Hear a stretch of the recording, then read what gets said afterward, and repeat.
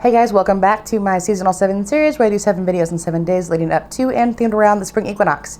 So we are on day 4 and we are going to do a traditional Ostara seed planting ritual. Additionally, if you've been following along or if you haven't seen it yet, on day 2 I did a spring shadow work video, spring themed, in which you dig into your shadows to figure out what seed you have limiting beliefs on to plant, and then this is the follow-up for that.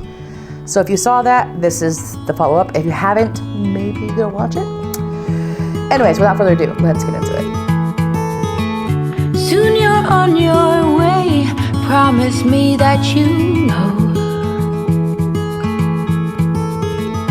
the world is yours. Strike them with your glow.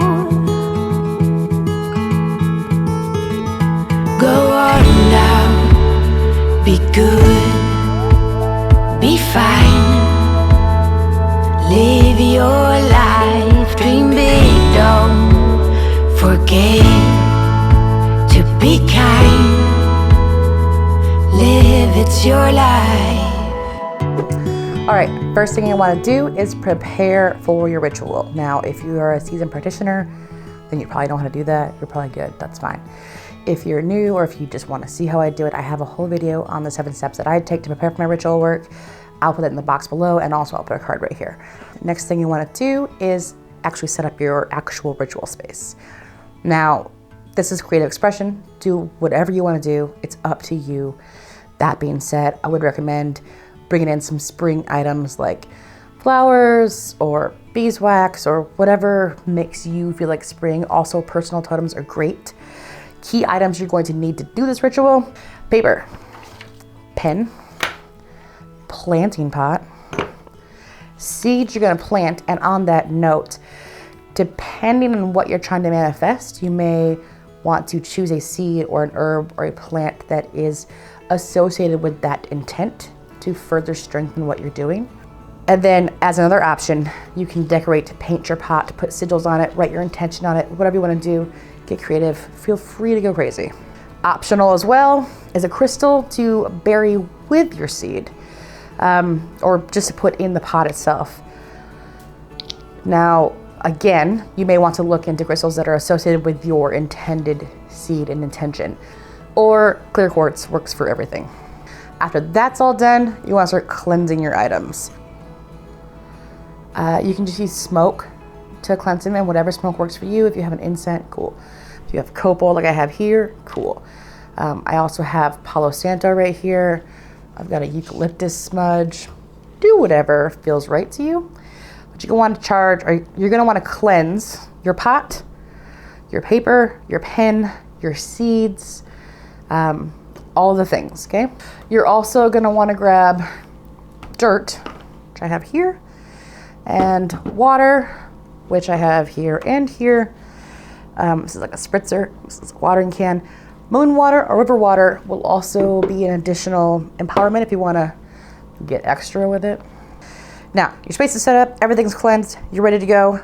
First thing you want to do is put your dirt in your pot. Pretty simple. Also, don't be afraid to get dirty.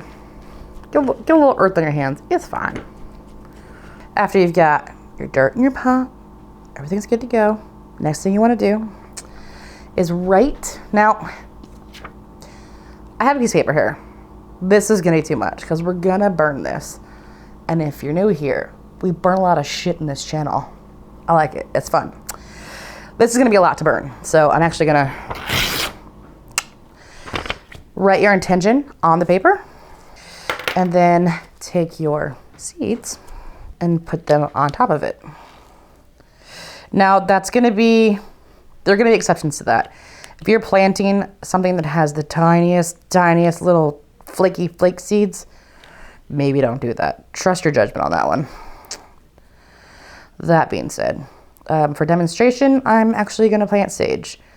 On the equinox, I'm actually gonna plant chamomile, but I don't wanna waste the chamomile seeds for a demonstration video. Seeds on the paper, okay? Cool, ready? Now, this is where we do the magic, okay? You're gonna stand with your seeds, with your space, and you're gonna begin to visualize. Now, if you watched my second video about shadow work and discovering a seed that you had a limiting belief on. This would be the point where you're going to start to feel and see yourself succeed. Regardless, whatever seed you're planting, that's what you want to do next. I'm going to close your eyes, or if you're somebody who struggles with eye closed visualizations and meditations, have candles and just stare into the flame. That's also a good one. If you've been following my channel, you already know what I'm going to say next, which is emotions. All right. Emotions are key. So emotions, and I'll give you the short version because I've said it 100 times now, I think, but emotions are the most powerful transmutation that I know of, because in my experience, I should say at least, because you have a non-physical thought, you think it, and then you work up emotions. Emotions aren't really a physical, tangible item, but they can be physically felt. It's like the in-between phase, right? So you have a thought, then you have an emotion, then you move your emotion outwards, and that is bringing non-physical into a physical reality. And then when you put it into an action, like a ritual, you are then catalyzing that manifestation, that intention. And it's like the alchemy of legitimate fucking magic. Like, that is magic. That's how you it in, right? So the way that I often do this, if you're a 90s baby, you might know about Dragon Ball Z. So Dragon Ball Z, when they do that like Hameya thing, they get those big energy balls. That's kind of what I do, right? So I'll stand here and I will visualize my intention in full effect. I already have it. It's already existing. I've already accomplished it, whatever the thing is, right? And then as I start to imagine it and daydream about it, you know, and really creatively see it, then I'll let my emotions work up and I'll get really energized. And then I'll just kind of start to see all of those emotions and all that energy and all that thought begin to form a big energy ball in my space, right? I'm getting dizzy already thinking about it too much.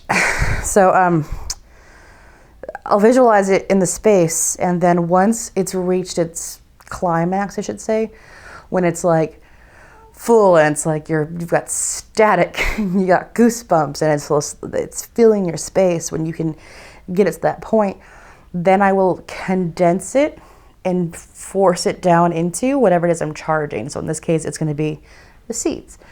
So you're going to want to visualize, right?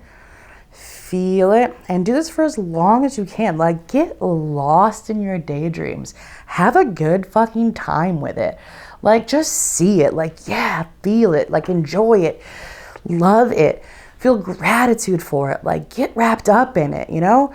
That's really where the magic happens, is in that excitement, that expectation, that knowing, that already seeing it. Because when you can see it, it exists, right? And then it's just created into the reality. So have fun with the daydream. And then when you feel like you've got this whole, the room, your energy, your space, when you've lost yourself, when you forget you're doing a ritual because you're lost in it, take that energy and that bubble and just force it visually, you know, or emotionally, or whatever works for you. Everyone's different. So like, you don't have to listen to me at all. Whatever works for you is cool. Live your truth. No big deal. And then force it down into your seeds. And then see the seeds just full, like they can barely hold it in, full of your intention. Okay? Now that your seeds are fully charged, you're just gonna plant them. Take your seeds, or seed singular, whatevs. Do whatever you want. Trust yourself. Put it in there. And do it all very consciously, very intentionally. Like, when you plant it in there and be like, yes, like, fuck yes, I'm so stoked that this is growing now. Like, know that it is. And know that as it grows, so does your intention manifest into your physical reality. Last step, and I added this for spice, is take your paper where you wrote your intention on, okay? Use common sense and fire safety, please. Don't do anything crazy. Take your paper, burn that motherfucker. And you want the ashes of your intention to go into your pot. The idea is that you're transmuting that intention into a substance for which to further empower your seed.